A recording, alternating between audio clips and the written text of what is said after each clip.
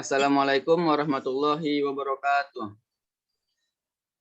Kami dari kelompok 15 akan mempresentasikan tentang API, yaitu Application Programming Interface. Sebelumnya kami akan memperkenalkan diri terlebih dahulu. Kelompok kami terdiri dari 3 orang, yang terdiri dari Tito Orniel, saya sendiri Muhammad Arif Yuliadi, dan juga Irfan Rahmat. Selanjutnya, saya akan menjelaskan tentang API ini sendiri.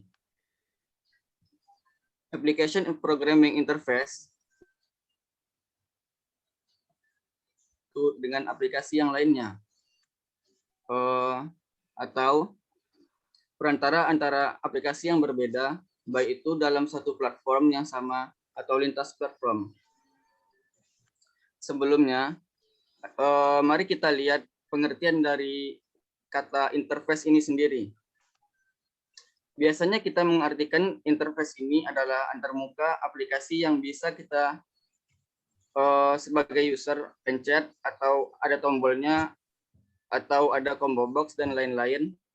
Ya, tetapi di luar itu, interface atau antarmuka itu sendiri adalah bagian yang sama antara dua atau lebih komponen terpisah dalam sebuah sistem komputer.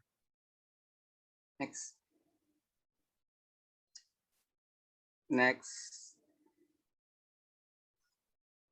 Contohnya ini merupakan motherboard interface. Interface yang fungsinya adalah agar kita tidak bingung dalam memasang periferalnya. Seperti misalnya jika saya beli RAM, saya yakin saya tidak akan salah untuk memasukin RAM-nya, karena hanya ada satu interface yang muat. Begitupun prosesor dan lain-lain. Nah, slot-slot itulah yang dinamakan interface. Next.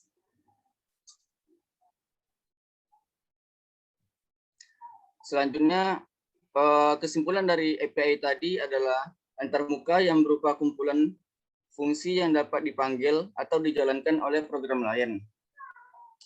Sadar atau tidak sadar, kita semua pernah berinteraksi dengan sebuah API, atau bahkan pernah membuat API yang sederhana. Mungkin akan saya jelaskan di slide berikutnya. Next.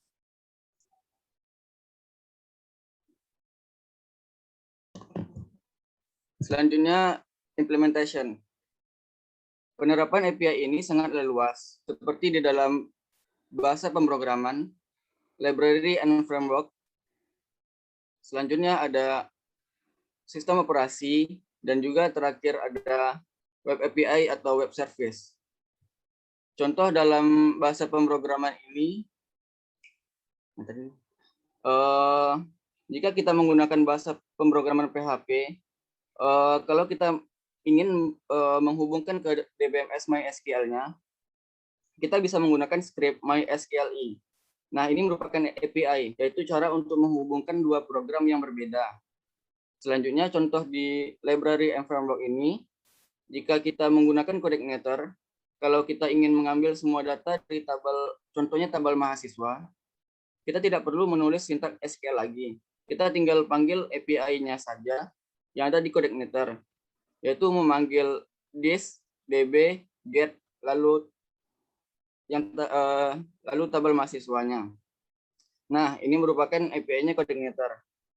Selanjutnya, sistem operasi, misalnya pada Windows.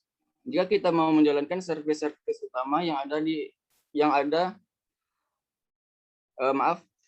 misalnya pada Windows, jika kita mau menjalankan service utama, ada yang namanya kernel.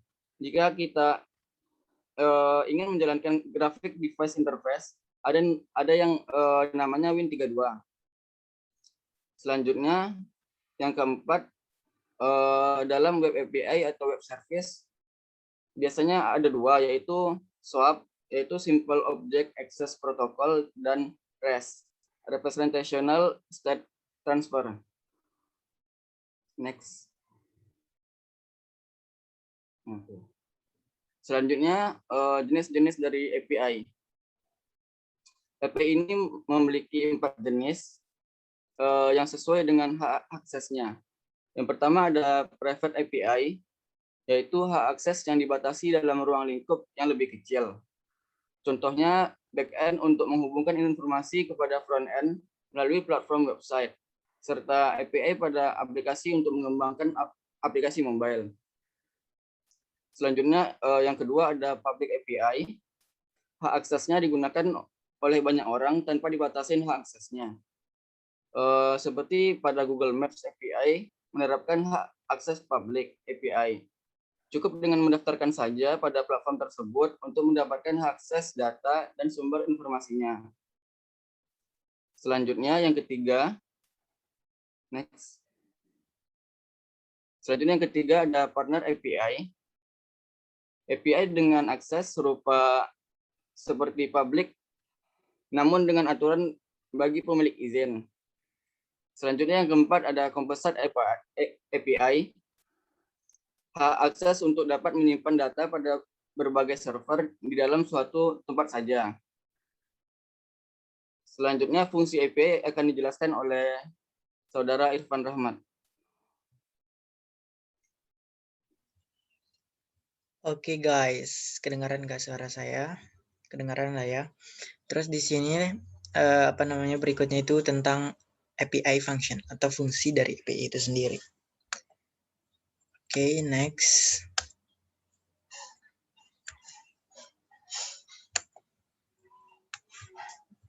Pertama, apa sih fungsi API? Yang pertama itu ada helping server workload. Kita sebut saja dia itu dapat membantu dari beban kerja dari server itu. Kok bisa disebut membantu beban kerja? Karena cukup dengan memanggil atau meminta API untuk mendapatkan data dari server asal. Dengan kondisi tersebut, maka server yang digunakan tidak akan terbebani tugas terlalu berat gitu. Jadi ketika kita punya server, terus karena kita pakai API, jadi kita pakai sebuah server orang lain gitu. Kayak kita misalnya itu pakai sebuah API dari Google. Jadi kita nggak API map misalnya, API map dari Google Map. Kita nggak perlu bikin map dari awal gitu. Jadi kita kayak Gojek tuh contoh nyatanya. Dia kan pakai API-nya si Google Map. Jadi dia nggak terbeban, server mereka nggak terbebani harus ngerjain dari awal lagi. Seperti itu contohnya. Kemudian number 2, develop application faster and more effectively.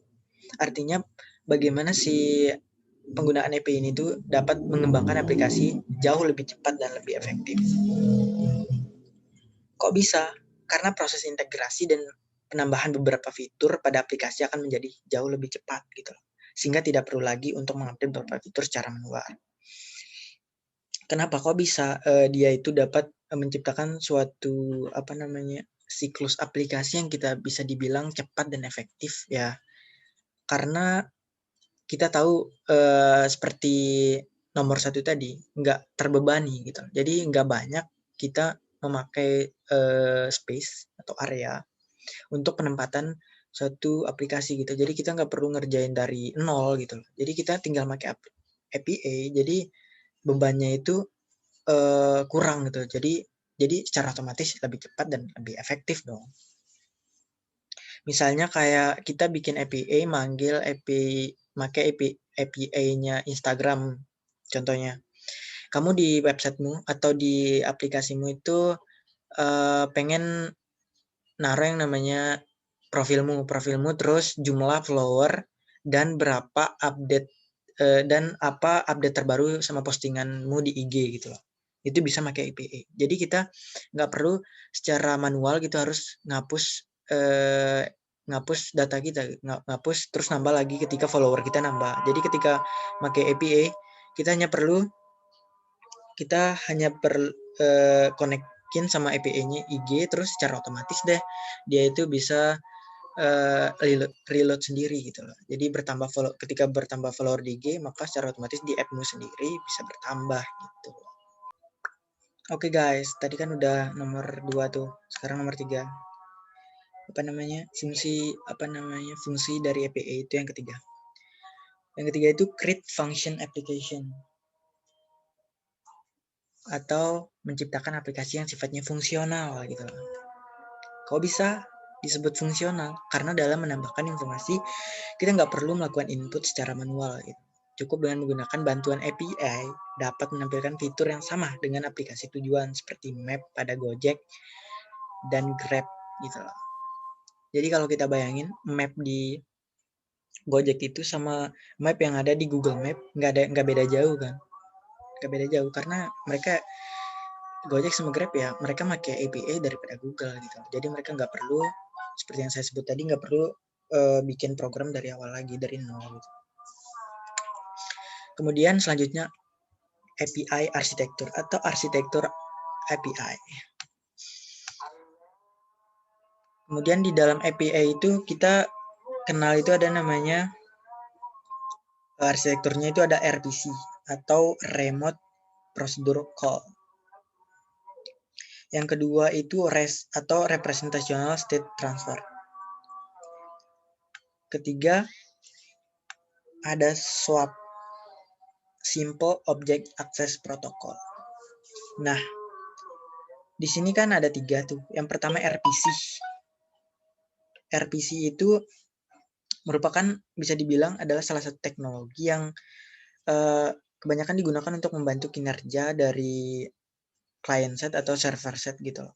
Jadi hubungan antara proses pertukaran data dari client set ke server set. RPC ini punya 2 jenis sih, yaitu XML sama JSON RPC. Terus apa bedanya sama JSON sama XML itu apa bedanya? Ntar perbedaan tentang JSON dan XML itu akan dijelaskan di slide berikutnya. Kemudian selanjutnya itu ada REST atau Representational State Transfer. REST ini bisa dibilang umum dan sering banget dipakai gitu. Apalagi yang web programmer. Nah, REST itu merupakan salah satu arsitektur API yang ya saya sebut tadi gitu, populer dia. Nah, apa sih kelebihan dari REST itu? REST itu mayoritasnya itu kebanyakan prosesnya itu diimplementasiin pakai namanya JSON. Dimana keuntungan dari penggunaan JSON itu ya salah satunya itu cepat gitu. Kemudian selanjutnya itu ada SOAP atau Simple Object Access Protocol. SOAP itu kan udah ya salah satu dari API arsitektur sih emang. Terus di mana bentuk dari data yang digunakannya SOAP itu XML gitu loh. XML kita udah tahu lah ya. XML itu kayak bahasa markup kayak HTML. Nah, ini perbedaan antara REST sama SOAP, di mana REST itu mayoritas penggunaannya itu sama JSON, sedangkan SOAP itu pakai XML. Ntar penjelasannya di slide berikutnya ya guys. Kemudian poin yang di kelompok kita akan bahas yaitu Web API. Apa itu Web API? Web API adalah aplikasi atau antarmuka untuk menghubungkan aplikasi satu dengan aplikasi yang lain. Sama kayak penjelasan yang API tadi. Cuman di sini basisnya itu website atau menggunakan jaringan gitu. Kemudian what is difference? What is the difference? Apa bedanya? Apa bedanya API sama Web API atau web service lah kita sebut. Mungkin perbedaan ini bakalan dilanjutin sama teman saya. Dia pengen banget katanya. Silakan Arif dia. Baik, saya akan melanjutkan perbedaan dari API dan Web API atau web service. Yang pertama itu setiap jenis web service menggunakan API. Akan tetapi tidak semua jenis API menggunakan web service.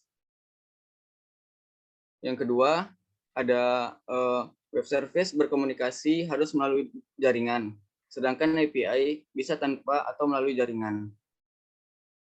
Selanjutnya, yang ketiga, API dapat menggunakan arsitektur jenis apapun, sedangkan web service hanya menggunakan 3 arsitektur. Arsitektur yang sudah dijelaskan sebelumnya. Selanjutnya yang keempat, API memfasilitasi interaksi langsung antara dua aplikasi yang berbeda. Sedangkan web service tidak, hanya menjembatani dalam sebuah jaringan. Selanjutnya perbedaan XML dan JSON akan dijelaskan oleh Irfan Rahmat kembali.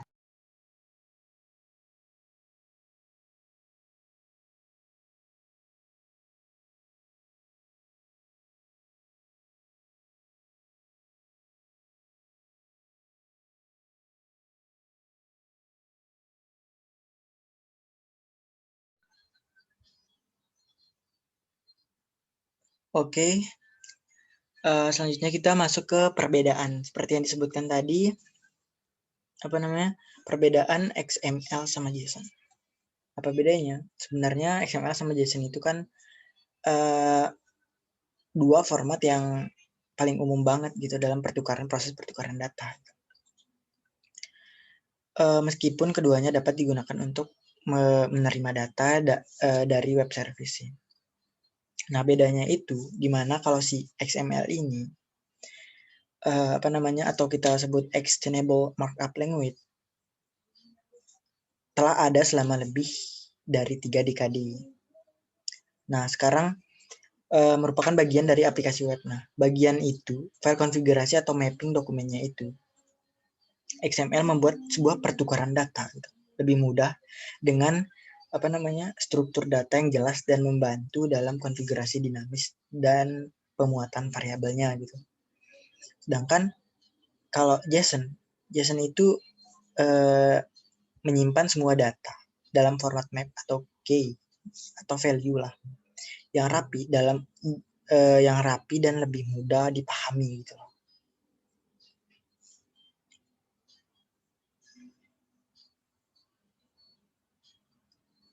Banyak orang yang berpendapat kalau JSON itu secara berlahan itu bisa menggantikan XML karena bisa dibilang itu kemudahan gitu, kemudahan lebih mudah dan lebih cepat gitu dibandingkan XML. Oke, kita lihat itu contohnya. Bentar. Nah, JSON itu hanyalah format data. JSON adalah format data, sedangkan XML adalah bahasa markup. Nah, di mana XML digunakan untuk menyimpan dan mengangkut data dari satu aplikasi ke aplikasi lain gitu, melalui jaringan internet. Sedangkan si JSON ini di sisi lain adalah format pertukaran data yang jauh lebih ringan, lebih mudah bagi komputer untuk mengurai data yang sedang dikirim. Kenapa? Karena kita lihat slide berikutnya. Difference code, perbedaan coding. Kalian bisa lihat sendiri perbedaan JSON sama XML. Lebih rumitan mana? Dilihat XML kan? Karena dia sebuah markup gitu. Dimana di situ perbedaannya jelas banget gitu. Ketika kita menggunakan XML, kita harus mendefinisikan namanya XML versi XML encode-nya UTF-8 supaya bisa dibaca di sebuah jaringan internet karena dia kan sebuah bahasa markup gitu, kan bahasa pemrograman. Sedangkan JSON ini adalah turunan sih, bagian daripada JavaScript bahasa pemrograman gitu. Nah, kita lihat aja perbedaannya jelas banget, di mana ada secara pendefinisiannya atau secara penulisan kodenya jelas beda, jauh lebih sederhana JSON kan. Nah, untuk lebih detailnya, misalnya kalian pengen nih pelajari mungkin bedanya lebih jelas banget perbedaannya, kalian bisa coba buka websitenya monitorteknologi.com. Itu jelas banget perbedaan antara JSON sama XML. Kemudian selanjutnya itu gimana sih cara API bekerja? Kita udah jelasin secara teori tentang API tadi kan? Mungkin kalian udah tahu secara teorinya. Mungkin kalian juga pusing. Kita pakai sampel. Sampelnya itu, contohnya itu pakai Traveloka aja kali ya. Nah, Traveloka, kalian itu nggak asing. Pasti ketika kalian melakukan pemesanan tiket atau booking tiket, ketika kalian tiket pesawat lah misalnya, Ketika di situ pesan tiket pesawat nih tanggal segini terus dari Surabaya dari Jakarta ke Surabaya misalnya dari jam 4 sampai jam 6. Terus tiba-tiba muncul nih detailnya dari 4.50 sampai 6.20. Harganya 472.800. Nah, dan itu terus kalian bisa lihat kan di pinggirnya itu ada logo Lion, perusahaan pesawat kan, udah terkenal banget. Nah, dan itu si Traveloka ini pasti pakai namanya APA gitu. Kenapa? Karena dia nggak perlu repot bikin program dari awal gitu, dari nol gitu. Jadi mereka manggil pakai APA-nya si Lion, tapi nggak mungkin banget ketika si Traveloka langsung ngakses database-nya si Lion gitu. Nggak mungkin dong, nggak diizinin karena itu punya batasan akses gitu loh. Nggak boleh si Lion ini, perusahaan Lion misalnya ngasih akses database-nya ke sembarang gitu. Jadi ntar diubah-ubah. Makanya itu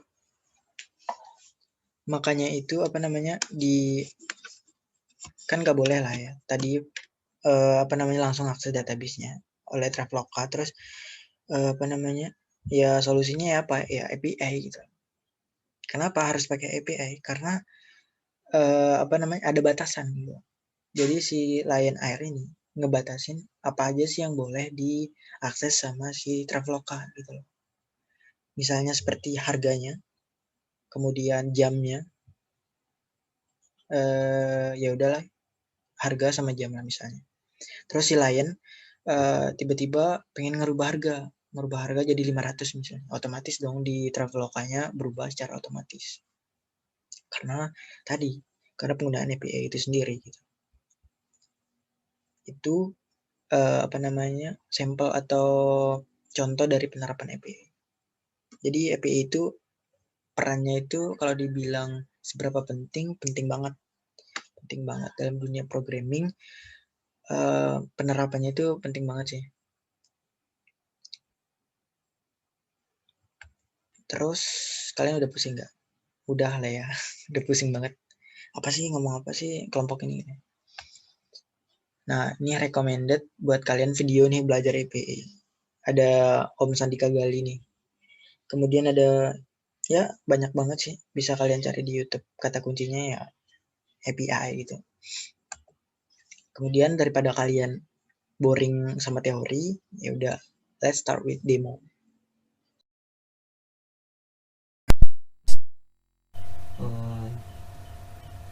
Jadi di sini saya akan mendemokan bagaimana integrasi web API. Perlu kita ketahui sebelumnya, di sini saya akan mendemokan memakai dua bahasa pemrograman yaitu PHP dan Java. PHP berfungsi untuk sebagai reservernya, sedangkan Java berfungsi sebagai pembangun untuk aplikasi Android yang akan saya buat. Yang pertama saya akan menerangkan dulu jenis-jenis web API. Jenis-jenis web API itu ada REST, SOAP, XML-RPC, dan JSON-RPC. Yang akan saya gunakan kali ini adalah REST. Seperti kita ketahui, REST itu adalah representational state transfer yang bisa melakukan metode get dan post. Namun karena saya di sini akan membuat aplikasi Android yang bisa menerapkan CRUD, jadi saya membuat dengan konsep RESTful. RESTful itu apa?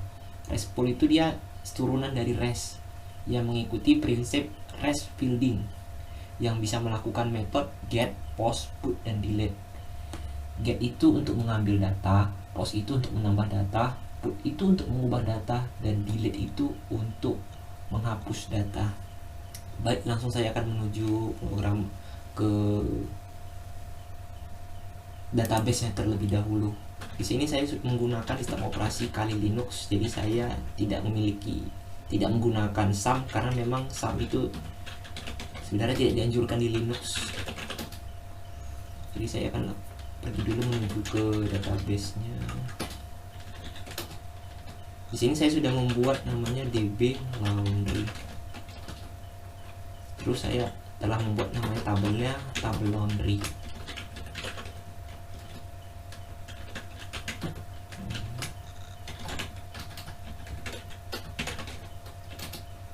Seperti yang kita ketahui, di sini ada fieldnya itu terdiri atas ID, nama, alamat, dan telepon. Baik, langsung saja kita akan masuk dulu ke script PHP-nya. Di script PHP ini saya sudah membuat beberapa script, yaitu create, delete, koneksi, dan retrieve. Koneksi untuk mengkonekkan, retrieve untuk melakukan query select dan mengkonvertnya menjadi JSON, create untuk insert data ke tabel, dan delete untuk menghapus data. Saya tidak membuat update di sini. Baik, untuk script koneksi saya sudah menghubungkannya ke DB laundry. Untuk retrieve saya menggunakan perintah select, dan di sini saya menggunakan MySQL affected row untuk mengecek query tadi apakah nggak fake record dan no, dan dicek. Pertama dia akan mengirim kode 1 yang artinya true dan pesan datanya tersedia. Dan mengapa saya menggunakan array? Karena saya akan memunculkan multi data, yaitu data yang sangat banyak di dalam database. Tapi kalau misalnya datanya cuma satu, sebenarnya yang di dalam tabel tersebut sebenarnya nggak perlu pakai array. Cuma kalau misalnya data di tabel tersebut banyak, jadi kita harus pakai array biar dia bisa muncul. Baik, sini mengambil, dan di sini saya sudah menggunakan sudah mengencode variable response yang ini ya, variable response. Dan create saya di sini sama seperti retrieve, tapi yang membedakan ini adalah request methodnya itu kalau ada dia adalah post, dan di sini melakukan perintah insert, dan juga di encode. Dan delete juga hampir sama dengan create, tapi yang membedakan cuma query-nya doang. Oh, sama satu lagi yang membedakan itu di sini karena dia melakukan perintah delete. Biasa kan kalau kita lihat perintah delete gitu kan, kita yang kita cari itu kan primary key-nya kan. Nah, kebetulan primary key saya adalah ID. Jadi di sini saya membuat pemanggilan bisa dibilang ya, ID, untuk biar kita bisa eksekusi di query-nya. Baik, itu untuk penjelasan mengenai PHP-nya. Langsung kita implementasikan. Seharusnya dia akan memunculkan script JSON. Jadi saya pertama akan membuka dulu browser saya. Oh, anyway, saya sudah membuat namanya laundry ya, nama. Kalau Anda menggunakan Windows biasa nama file yang ada di htdocs-nya. Cuman karena saya menggunakan Apache 2, di sini alamatnya var www.html. Langsung saja. Oh maaf, belum saya konekkan.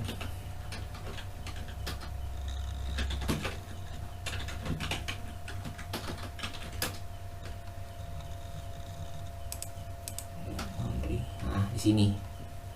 Jadi seharusnya sudah memunculkan perintah JSON untuk bagian retrieve. Di sini data belum tersedia, jadi saya akan melakukan perintah insert dulu terlebih dahulu, yaitu insert. Saya sudah sebelumnya saya sudah mengcopy paste, jadi tidak perlu lagi berlama-lama. Oh maaf.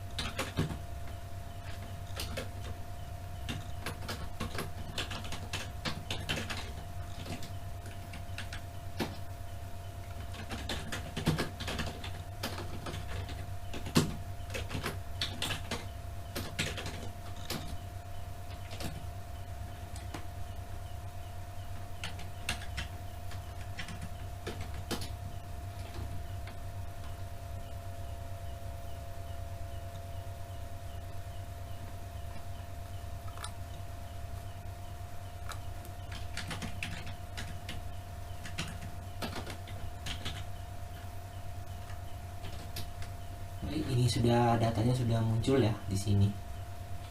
Seharusnya kita refresh dia akan muncul. Nah, dia akan mengambil format JSON. Begitulah dia komunikasi antara yang antara browser dengan server, dan browser REST API tersebut akan mengirim data dalam bentuk JSON. Baik, dari konsep server menurut saya mungkin sudah cukup. Langsung saya akan menemukan di Android Studio-nya. Yang pertama itu saya akan menuju dulu build Gradle, dimana saya sudah mengimplementasikan 6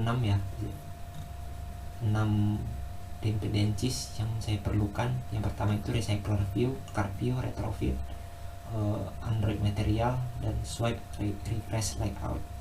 Yang pertama itu recycler view itu dia merupakan turunan dari list view, bisa dibilang, untuk membuat list-listnya banyak. Sedangkan card view itu dia sejenis dari material design yang implementasinya sudah sejak dari versi Android Lollipop. Sedangkan retrofit ini dia itu berfungsi untuk menghandle semua hal yang berkaitan dengan koneksi data dari Android ke internet. Dan retrofit converter JSON ini dia untuk mengkonvert ke JSON. Sedangkan Android material itu dia itu kayak panduan komprehensif untuk desain virtual, gerakan, dan interaksi di seluruh platform dan perangkat. Sedangkan swipe refresh layout ini dia sejenis fitur tambahan di aplikasi Android Anda. Dalam misalnya ketika Anda menggesekkan jari Anda ke atas di aplikasi yang bisa melakukan refresh, nah itulah fungsi dari swipe refresh layout itu, untuk merefresh ketika Anda menggesekkan jari Anda ke atas. Baik, saya sekarang akan menuju layout. Ada 3 di sini file XML yang saya buat, yaitu activity main, activity tambah, dan card item. Yang pertama itu di activity main saya membuat swipe refresh layout yang tadi sudah saya bilang fungsinya apa, dan recycler view. Jadi recycler view ini dia itu untuk list ini biar bisa sebanyak ini. Lalu progress bar ini dia itu kayak fitur tambahan juga yang berfungsi untuk menunjukkan dia sedang loading, tapi saya menaruh visibility-nya invisible. Lalu loading action button ini dia itu untuk sejenis button yang berfungsi untuk berpindah halaman gitu ke activity tambah nantinya. Lalu di activity tambah ini adalah halaman untuk insert data, bisa dibilang ya, insert data yang terdiri dari text view, edit text, dan button. Lalu setelah itu card item fungsinya ya seperti itu, untuk memunculkan teks ya, atau text view nanti di recycler view-nya. Oke, setelah itu saya akan menuju model. Di model ini saya membuat 2 kelas, yaitu data model dan response model. Di dalam data model ini akan terjadi namanya konsep enkapsulasi. Jika Anda masih ingat, dalam konsep enkapsulasi ini kan ada namanya getter dan setter. Enkapsulasi itu dia kayak mekanisme yang membungkus variabel dan kode yang bekerja pada metode yang bersama-sama sebagai satu kesatuan. Jadi di sini saya membuat private string nama, alamat, telepon ID berdasarkan field. Lalu setelah itu saya akan masuk kelas response model. Nah, di response model ini kalau Anda tadi lihat di demo Android, di demo PHP saya tadi itu kan JSON kan menampilkan tadi pesan kodenya 1 atau 0, pesannya data atau tidak ada, dan array data ini kan, dan variabel data yang dimunculkan tadi secara array. Bisa dilihat di sini kode, pesan, dan data. Baik, setelah itu akan terjadi juga proses enkapsulasi di sini. Oke, setelah itu masuk ke retro server. Nah, di retro server ini saya membuat metode base URL atau alamat API REST servernya, REST API servernya. yaitu ada di IP saya saat ini, yaitu 192.168.1.5. Kita cek. Nah, ini IP saya 192.168.1.5. Jangan pernah menaruh localhost sebagai base URL Anda. Setelah itu buat metode connect retrofit, connect ke sini dan return reto tersebut. Setelah itu saya masuk ke kelas interface API request data. Di kelas ini nanti sesuai namanya kelas interface. Jadi nanti di sini yang akan berinteraksi dengan REST servernya dengan masing-masing script PHP-nya. Jadi pertama itu saya membuat minta HTTP method get ke retrieve PHP, karena retrieve PHP inilah yang berfungsi untuk select data dari tabel. Baru saya call ke response model yang ada di sini, dan saya membuat nama variabelnya sebagai ARD retrieve data. Lalu setelah itu saya membuat form URL encode. Form URL encode ini ada sejenis, bisa dibilang kayak permintaan gitu ya, permintaan di HTTP method. Dan HTTP methodnya itu saya membuat post create PHP, karena di create PHP ini ada perintah insert. Jadi saya membuat metode post, lalu saya call lagi ke response model, lalu saya membuat namanya itu sebagai ARD create data. By the way, ini field nama, string nama ini sebagai inisialisasi ya, bisa dibilang, atau sebagai pengenalan mana-mana aja fieldnya. Dan kita menaruhnya di dalam parameter ARD created data. Setelah itu untuk post delete sama seperti ini fungsinya, cuma yang membedakan kenapa cuma satu, karena kalau delete itu kan query-nya kan kita, kalau dalam kondisi where kan kita cari itu kan primary key-nya kan. Jadi kita hanya perlu membuat pengenalannya satu aja. Baik, setelah model saya menjelaskan tentang adapter data ya. Di kelas adapter data ini saya telah membuat beberapa metode, variabel, dan 2 deklarasi kelas. Yaitu deklarasi kelas pertama itu adalah public class adapter data dan public class holder data. Public class adapter data ini akan mengextend holder data, dan holder data akan mengextend ke view holder. View holder ini dia merupakan bagian dari recycler view yang nanti dia akan berhubungan juga dengan isi data di dalam card view. Di public class adapter data ini nanti akan banyak berhubungan di model, sedangkan di public class holder data nanti kebanyakan akan berhubungan di operasi-operasi yang akan kita lakukan di aplikasinya nanti. Yang pertama itu saya akan menjelaskan private context GTX ini, dia itu berfungsi sebagai wakil activity di kelas non-activity. Private list data model ini untuk pengenalan dari kelas data model di package model, sedangkan private string ID laundry ini untuk variabel yang akan memanggil nanti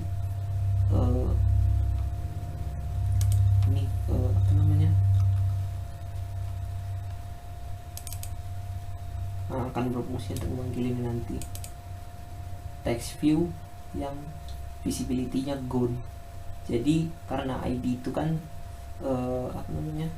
auto increment, jadi ya tidak perlu sebenarnya kita munculkan.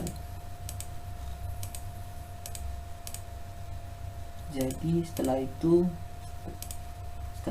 di sini ada konstruktornya ini ya, seperti ini, this GTX, this laundry. Lalu saya membuat ini metode public holder data on create view holder, yang nanti dia fungsinya itu untuk memompa data dari card item ke recycler views. Setelah itu saya membuat juga metode on bin view holder yang berfungsi untuk men-set setiap text view yang sudah dideklarasikan di view holder. Lalu public integer get item count itu fungsinya untuk melihat berapa banyak data yang ditarik. Selesai dari situ kita masuk ke public class holder data yang mengextend recycler view holder. Pertama saya membuat dulu variabel text view dengan beberapa nama, yaitu TV ID, TV nama, TV alamat, dan TV telepon. Setelah itu saya membuat metode yang berfungsi untuk memanggil setiap edit text yang ada di layout. Setelah itu saya membuat ini set on click listener. Jadi set on click long click listener itu terjadi ketika misalnya ketika Anda menahan suatu layar atau menekan layar Android Anda sambil menahan gitu kan. Biasa kan akan muncul gitu kan kayak menu pop up ya, bisa dibilang menu pop up untuk memilihkan pilihan operasi. Jadi inilah fungsi set on click long click listener. Jadi yang pertama itu saya membuat public boolean on long click. Jadi di sini nanti akan muncul kayak kotak dialog gitu ya, yang akan berisikan pilih operasi yang akan kita lakukan. Nah setelah itu ada muncul nanti dua pilihan, yaitu button positif dan button negatif. Jadi di button positif itu nanti saya akan membuat pilihan hapus. Cuma saya di sini tidak membuat set positif set negatif button karena memang pilihan operasi yang saya buat cuman hapus. Jadi saya hanya membuat positif saja dan tidak membuat negatif. Lalu dia akan men-show-kannya. Setelah itu saya membuat juga private void hapus. Ya nanti seperti yang saya bilang tadi, operasi yang saya buat cuman hapus. Jadi di sini juga saya membuat private void hapus. Di sini nanti akan terjadi proses penghapusan data. Jadi pertama itu saya membuat dulu API request datanya itu di ARD data. Jadi nanti di sini akan mengkonekkan ke retrofitnya. Setelah itu kita akan call ke response model dan membuat dengan variabelnya hapus data. Lalu dari ARD data itu kan nanti kita akan masuk ke sini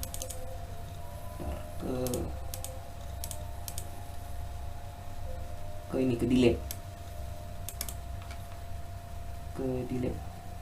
Jadi dia akan memanggil nanti ke sini, akan terjadi ini post ke delete PHP. Nanti proses yang terjadi adalah sesuai yang ada di sini yang telah kita kodekan di PHP, delete from ini.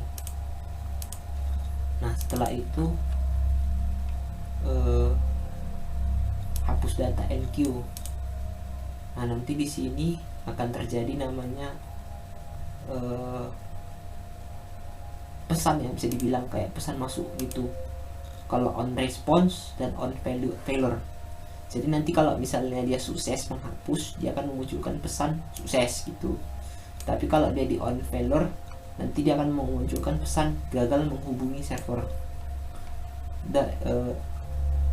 Mungkin begitu saja untuk bagian adapter. Selanjutnya saya akan menjelaskan kelas tambah activity di package activity.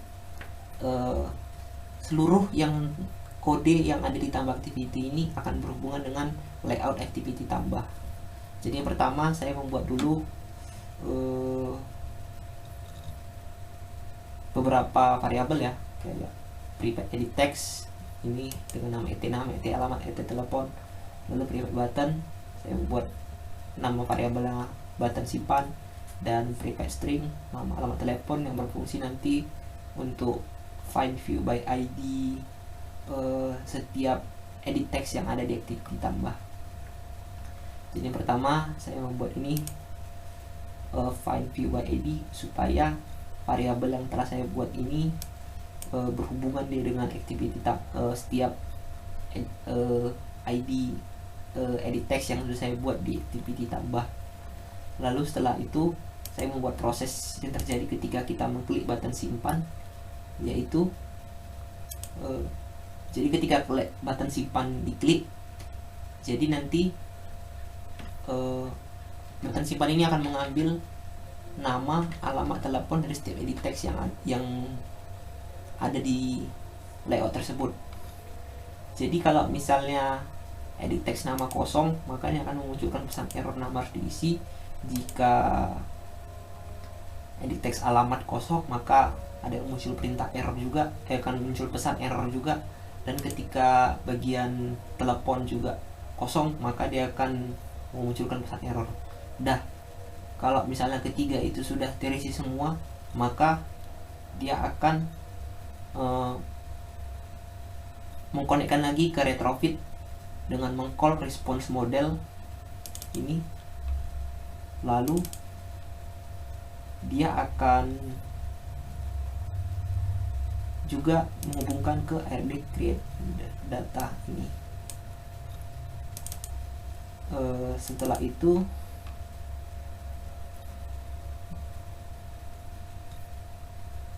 setelah dia menghubungkan ke RD create data, maka di dalam RD create data ini akan mengirim 3 parameter, yaitu nama, alamat, dan telepon ke response mode ke RD create data itu, lalu dan otomatis data akan tersimpan ke database. Setelah itu kalau misalnya data berhasil disimpan, maka akan muncul sukses di sini.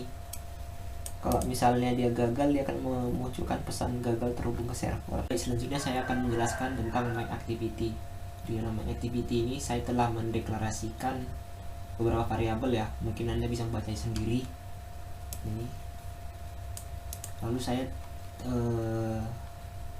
melakukan pemanggilan find atau melakukan pencarian view dengan ID di sini. Jadi di sini saya memanggil setiap komponen yang ada di sini di activity main. Seperti ini contohnya RV data, saya memanggil recycler view sehingga dikenali sebagai RV data, SL data, PB data, PB tambah, dan lain-lain. Lalu LM data itu adalah layout manager, dan RV data itu recycler view.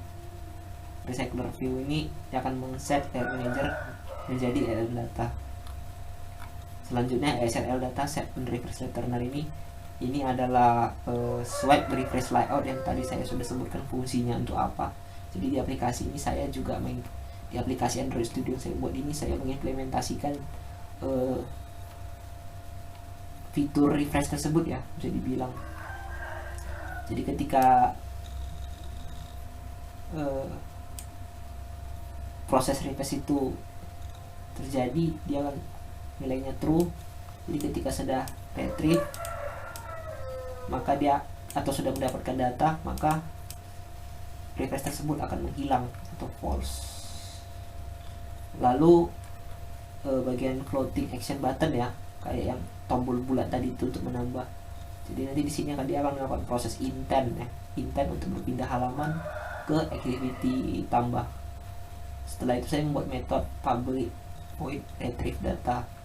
Nah nanti jadi di public void retrieve data ini dia akan mengambil ya data dari database server dan akan memunculkannya di layout. Jadi komennya seperti ini, perintahnya seperti ini. Jadi pertama itu ini dia melakukan koneksi ke retrofit. Setelah itu dia akan meng-call response model, dan saya membuat variabel namanya tampil data. Setelah itu dia di API request data, dia akan memanggil ini get ARD retrieve data. Setelah proses itu terjadi, maka saya membuatkan dua pesan ya. Kalau misalnya sukses, dia akan muncul gitu datanya semua. Saya tidak membuat toastnya karena memang kalau saya membuat toastnya mungkin tampilannya jadi kurang rapi ya kalau menurut saya. Terus kalau misalnya public void unfailure, maka dia akan membuat pesan gagal menghubungi server. Dah, begitu saja. Selanjutnya saya akan langsung menemukan bagaimana cara kerja programnya secara langsung. Baik, selanjutnya saya akan mendemokan programnya ya. Jadi saya di sini mendemokannya menggunakan HP saya sendiri, tidak menggunakan emulator yang ada di Android Studio. Jadi baik, yang pertama ini adalah tampilan awal dari program tersebut. Di situ sudah tertulis ya, ada Bagas Jogja 1234, yang dimana itu merupakan data dari tabel yang sudah kita buat sebelumnya di awal video tadi. Baik, saya akan coba untuk menginput data di sini. Misalnya nama laundry-nya adalah Arif, alamat Rondi yang mungkin ada di Riau, telepon mungkin dapat asal kita buat. Lalu kita simpan, maka dia akan muncul pesan simpan data berhasil. Lalu kita back dan lalu kita refresh, maka datanya akan muncul. Nah, bagaimana dengan yang ada di flash servernya? Kita dapat menceknya dengan menuliskan perintah seperti ini. Lalu oke, maka data sudah masuk ya di sini. Lalu saya akan mencoba untuk melakukan operasi hapus data. Operasi hapus data dapat kita lakukan dengan klik tahan lama lalu hapus, maka data pun akan muncul pesan data berhasil dihapus. Lalu kalau saya cek lagi, maka data sudah terhapus. Baik, mungkin begitu saja yang dapat saya demokan di video ini. Mohon maaf jika ada salah kata, dan terima kasih telah menonton video ini.